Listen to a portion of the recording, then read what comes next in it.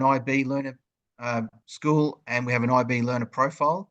In our junior school, we use the National Curriculum of England, but you'll be familiar with learning values, which are you'll find in most schools. How they're implemented makes a big difference.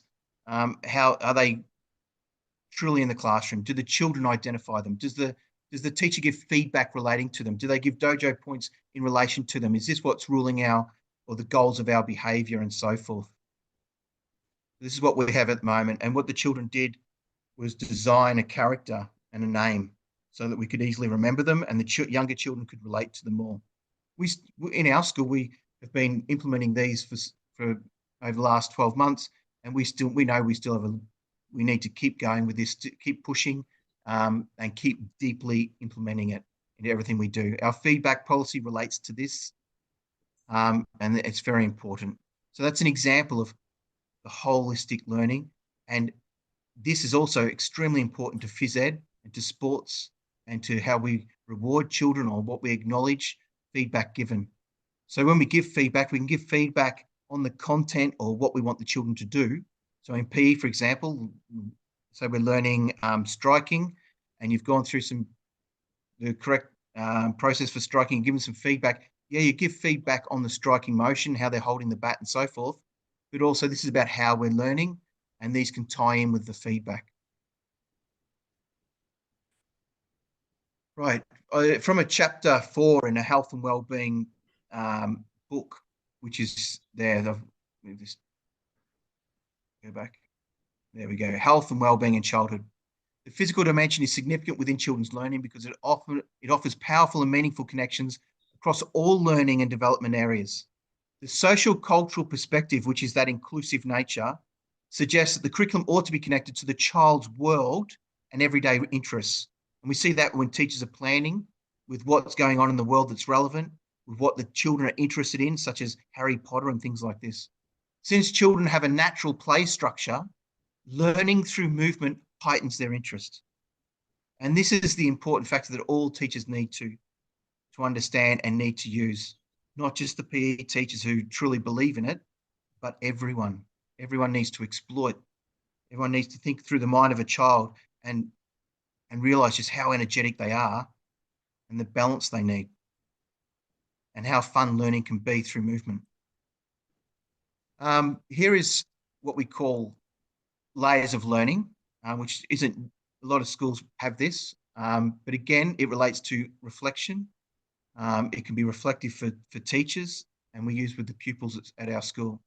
Tut is the picture there, the ancient Egyptian god who is known for being a scribe and the god of knowledge from ancient Egypt. So it's this acknowledgement of, I'm at the beginning of my learning and understanding, and that's okay. If we're beginning to ride a bike, it's okay to make mistakes, to fall off your bike. It's normal when we take the training wheels off. When there's less mistakes, less errors with riding a bike or writing a story, it's understanding that you're in that level 2 then, which we relate back to motor skills. We have the associative, automatic, cognitive. Cognitive being level 1 where we're learning, associative where we're making mistakes but we're improving, and level 3, that automatic of the skill, you're able to do it without thinking. So in level 2, making mistakes, but it's getting better, or not pushing themselves and challenging themselves. Sometimes children will have different options, differentiated learning, different challenge questions or different challenge tasks. And if they choose the easy task and they're not challenging themselves, they're gliding and they're not getting to level 3, which is the aim. Level 3, I am challenged and I achieve. I use learning values to be my best. Okay, so the 3 drivers we have at our school, which I guess everyone needs to consider, and also even when we're planning for PE, the community is a really important one. Thinking, how does this relate to the cognitive, and thinking of being growth mindset and positive, and the values. And values is really important, how we teach the values through the movement, through PE classes. It's a perfect situation for children to be kind, to be inclusive, to be understanding. So all approaches have a place, which I've been emphasizing throughout this talk. Should not be a prevalence of certain approaches and pedagogies embedded within over others, although at the moment we have a predominantly inquiry-based. What does inquiry-based look like in PE? Well, it's not going to look the same as it does in teaching health or teaching geography.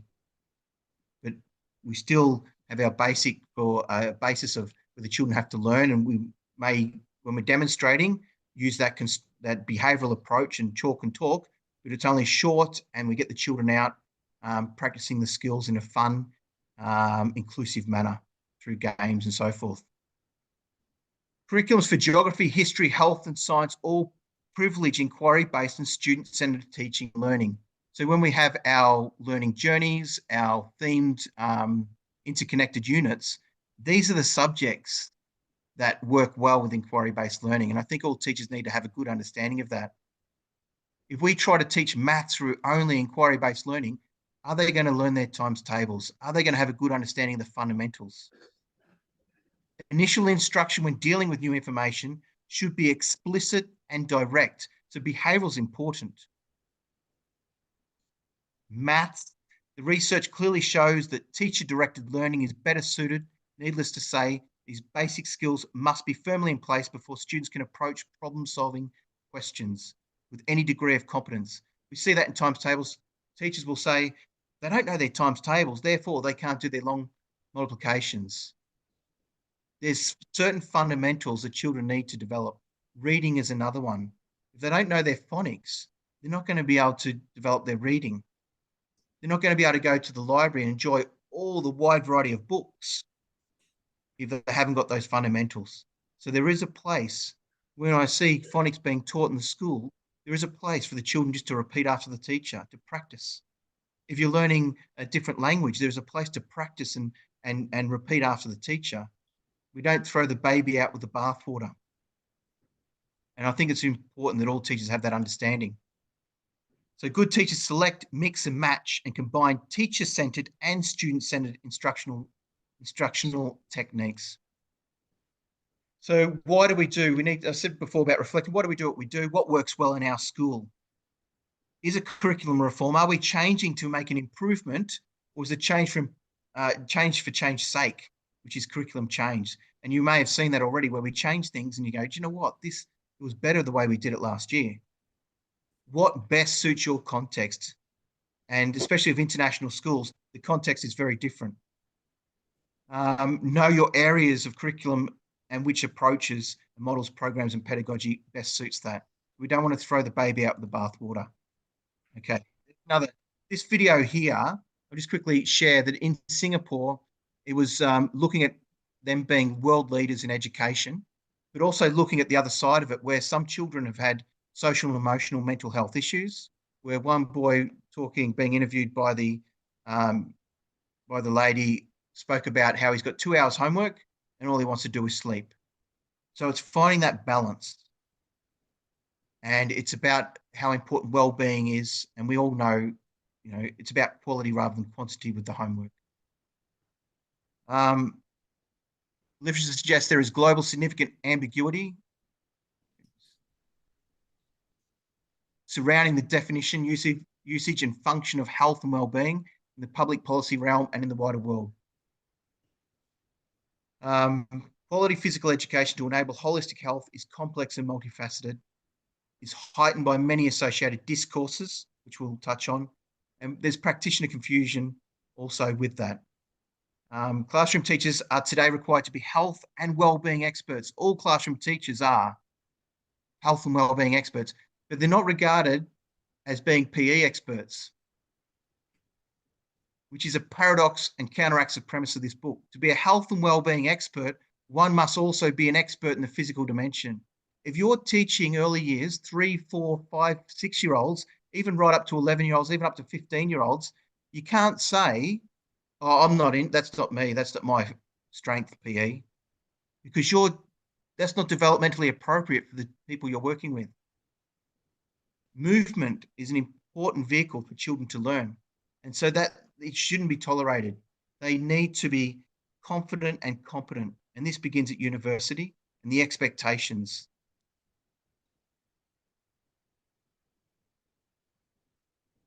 Okay. Recently, this article was published, Leading School Recovery from the Impact of COVID-19, Two Birds, One Stone. So I studied an MPQSL and I turned the project into a paper and published. The key findings of the study were well-being is essential to curriculum recovery, and not only to curriculum recovery, but to all learning, enhancing learning. The leader's ability to communicate effectively is very influential to the success. Curriculum change and curriculum reform is a long and complex process, and we can't give up on it. A whole school curriculum approach is vital, and that involves communication and coming together as a staff, and it involves leadership. Physical health is a key to the promotion of well-being. I'll say that one again. Physical health is a key to the promotion of well-being. Movement, physical education is very important. Programs such as the MPQSL need to be flexible and open to the most recent research findings with regards to well-being. Challenging deeper thinking is necessary for teachers and not only children in schools. Leaders need to be inclusive in all teachers and teaching approaches and not see someone as old school, but ask them why they do that and have them identify why they do it. And perhaps it is the best way in that particular context. Teachers as reflective practitioners of researchers, they just don't always, it's not always identified that they are, but all teachers are researchers. All teachers will share, oh, that didn't work, or that works really well, or let's try combining this, or they'll sit down after a unit of work and they'll talk about it and see if there can be improvements. Okay, so after post-COVID-19, the Department for Education in England had the statutory guidance for physical health and mental well-being. So that acknowledgement of the importance of the physical and movement. Physical health and mental well-being are interlinked, and it is important that pupils understand that good physical health contributes to good mental well-being and vice versa. So that's really important. That's what I've been emphasising. Health and well-being priority. Now, in Australia, the Labor government will invest $200 million to expand the successful implementation of mental health in primary schools program to every single government and low-fee non-government primary school in Victoria, 1,800 school campuses. So in the state of Victoria. So again, as I said, it's in Australia, the states control the education. They'll have a national curriculum, but the implementation and how they go about it is controlled by the states. Scaling up across the state from 2023 to 2026, every school will employ a mental health and well-being leader to implement a whole school approach to well-being. Now, when I read that, I thought, I saw it on Twitter, I think, bang. Well, that mental health and well-being leader, why can't that be a physical education, health and well-being leader? This is a key way that every school can exploit the movement, enhance the movement, and enhance learning. It doesn't have to be separate. When we look at a whole school approach, the health promoting school's been out for many years. I think before the turn of the century, they had three important aspects: curriculum, teaching and learning, partnerships and services, school organisation, ethos and environment. This is a little bit hard to see here, but the physical educating, the elements of quality physical education then has curriculum, teaching and learning focus, the movement priority, the physical dimension focus and the cognitive dimension, the whole child development, so the social, emotional and spiritual well-being, health and physical well-being. And that's not we have to sit down and teach about spirituality, but it means that we just open that children can enhance other dimensions. School implementation, organisation, ethos and environment, the social cultural approach being inclusive, the whole school approach, health promoting schools, that we are about the whole school and that we need to all connect and we can't be separate silos, and the leadership and communication, how important that is. And perhaps that PE teacher needs to take that on and be an advocate if that's what's needed and is in the best interest of the children.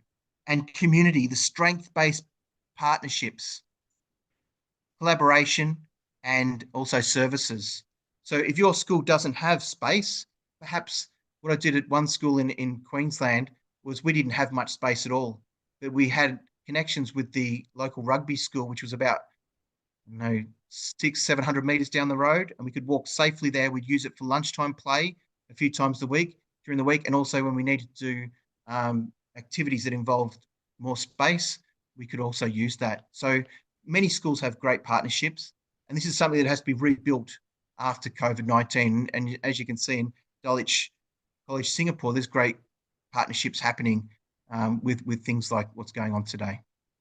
Whole school approach, I think we all have an understanding of what that is. It's hard to identify and tell someone how to implement that, but it does involve everyone coming together. It does involve leadership. It does involve monitoring, and it does. You could almost each term have a staff meeting that is just looking at the whole school approach, and there is the this there's a physical education, health promoting schools, healthy schools in the UK have a, a monitoring criteria. So if you join that, and it doesn't cost much at all, they'll give you a criteria that you can follow to ensure that you have a whole school approach. So they're closely related to the health promoting schools from World Health Organization. So well-being, not one single definition. I think we all are fairly familiar with what well-being means for us. But we know that it's the presence of positive emotions and moods, and we can't be positive all the time. We need to have downtime. It's okay to cry. It's okay to get angry, but it's to identify that and the reasons for that. The absence of negative emotions, satisfaction with life, fulfillment, positive functioning. Now, a definition that I really like is a state of feeling good about ourselves and the way our lives are going. And also to add on to that is that we feel valued and we feel like that we belong.